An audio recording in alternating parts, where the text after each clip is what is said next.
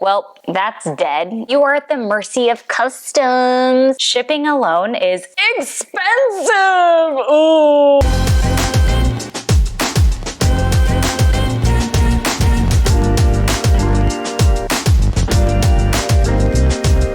Hello, fellow plant weirdos. It's your girl, Carmiel Marceline. If you are new to the channel, hey.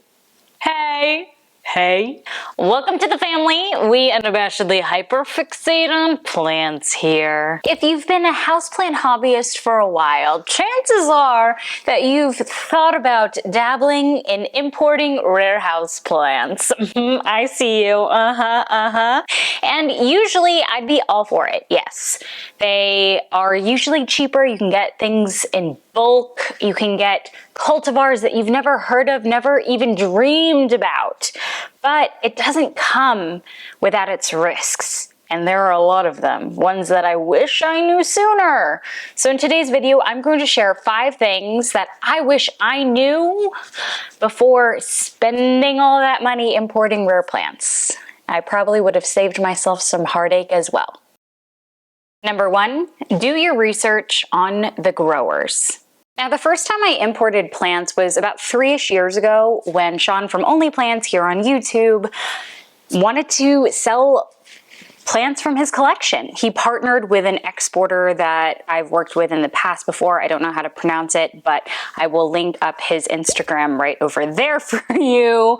But I honestly was pretty lucky, and that's actually where I got this Addisonii mint, this Indonesian mint, which you can kind of see here. Yes, I know that she's having a bit of a crisis, but that's not why I showed her here, okay? I bring this up because I was so lucky that that was my first experience. I wish I did more research earlier on in that process, like actually understand who the grower is. What is their experience with houseplants? What is the genealogy of the plants that they've purchased, that they're propagating, that they're growing, that they're selling? Is it what they say that it is? Do they have the right certification to prove so? And that often justifies the price too. Now, it's important to do your due diligence, right? With any other purchase, you want to do your research on the nursery, on the grower, right? Have other people purchased from them as well, because they could promise you this ultra rare unicorn houseplant, right? Like a Monstera white monster kunzo. But unless they have the certification of its genealogy, because it needs to come from kunzo's collection, you might be paying top dollar for a not so top plant.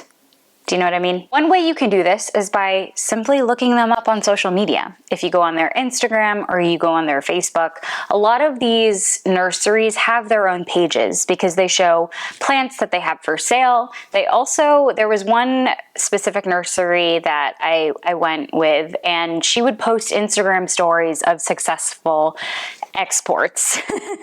Like, did they arrive on time? Did they arrive in really good condition?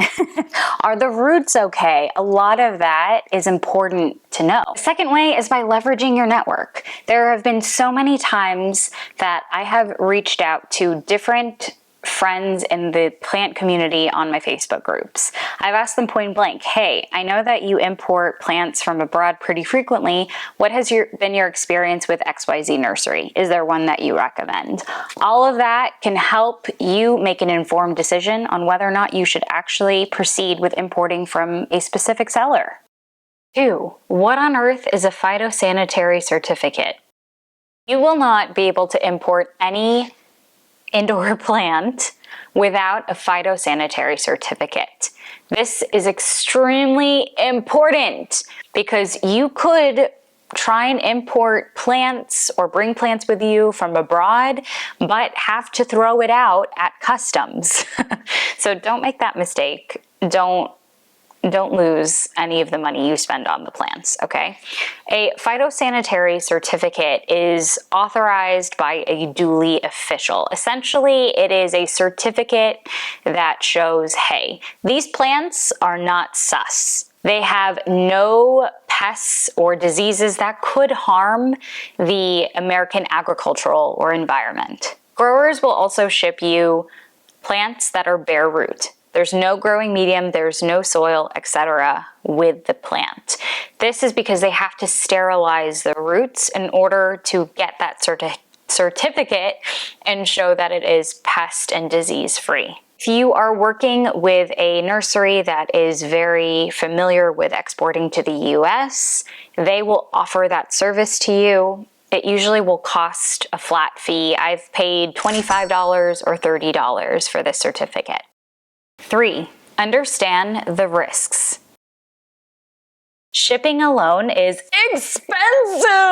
Ooh, yeah, I wish it wasn't. It's not like Amazon Prime, okay? It is very pricey. And as a result of that, you're probably gonna want to buy a lot more plants to justify the high shipping price.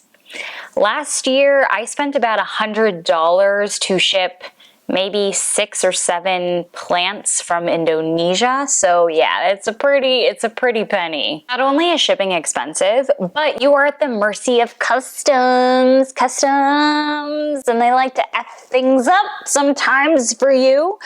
I've heard stories of people having their bare root plants just sitting there for days, and even horror stories of them sitting there for weeks. And you're like, well, that's dead. I don't know what I am going to get when it finally arrives. Yeah, you don't know if they have air conditioning in that specific center, if it is exposed to excessive heat, which actually happened to me last year. That is a very, very sad subject for me to talk about, but I'm going to share it with you because I don't want the same thing to happen to you. This was probably the 3rd or 4th time that I imported rare plants from Indonesia, so I already had a pretty good track record. Did the whole kind of process with the seller, was very, very excited. I got like a Japanese tricolor Addisonii. I got a whole bunch of different Scindapsus. It was great. But the issue was when it arrived, it had been exposed to excessive heat damage. This could have happened during transport. We have no idea. And I literally got back plants that were absolutely fried. So fried that they were actually wet. I don't know how, yeah, it's like the plants exploded or something, or the cells exploded. And I remember getting so excited about opening my package, and I was literally crying for probably an hour or 2 because I couldn't save any of these. Things like this can happen, and it's important that you know that before you choose to do so. 4, take an unboxing video. You want to track the delivery date of your package, and as soon as you get that package, you want to open it, unbox it, and make sure you capture the entire thing. Everything from opening up that package, taking out all the plants, unwrapping every single plant. You want to show all of the health, you want to show the roots. And that is because some sellers do promise, hey, I promise live arrival of plants, but sometimes they have different policies, like 2 hours, like within 2 hours of delivery.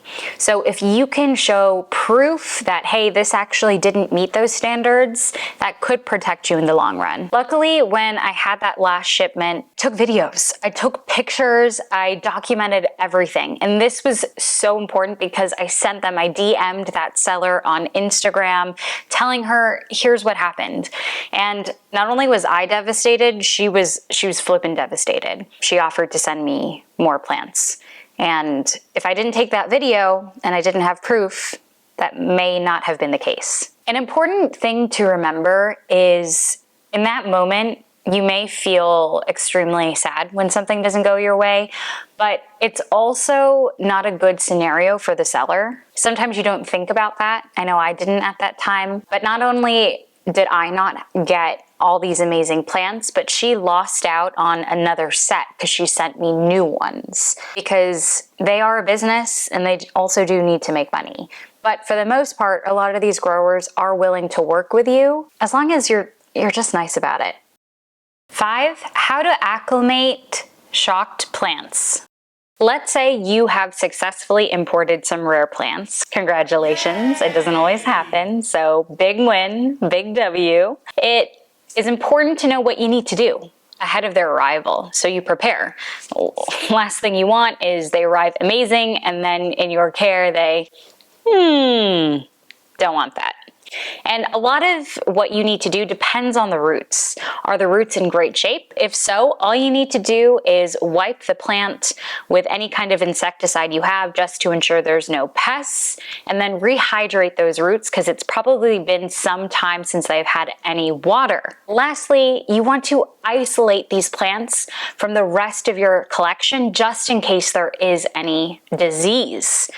Personally, I have this propagation box. I actually have two of these that you can change the height of them, which is great if I'm getting a really big anthurium that's super, super tall. I will link the one I specifically use down in the video description if you are interested in that.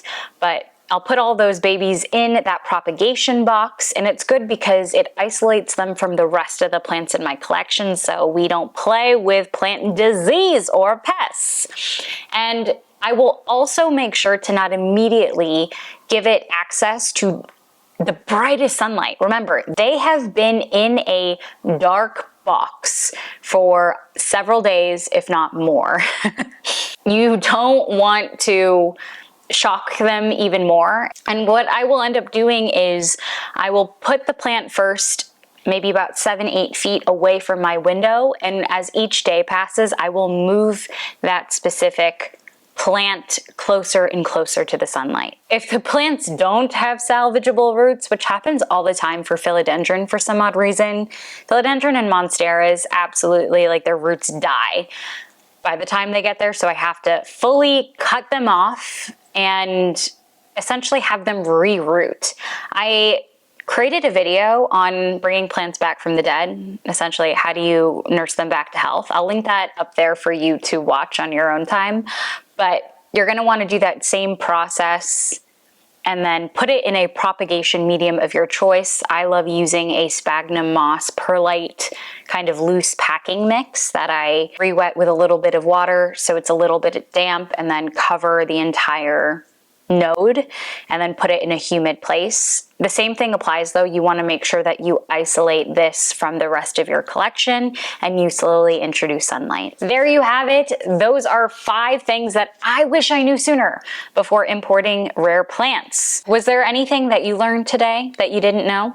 Are there things that you know that you'd love to share with our awesome plant weirdo community? Comment down below. If you liked today's video, hit that like button. If you want to see more videos like this, hit the subscribe button. And if you want to be notified every single time I post, ring that bell. With that, I hope you have an amazing rest of your day. Thanks for spending it with me, and I can't wait to see you in the next one. Until then, bye!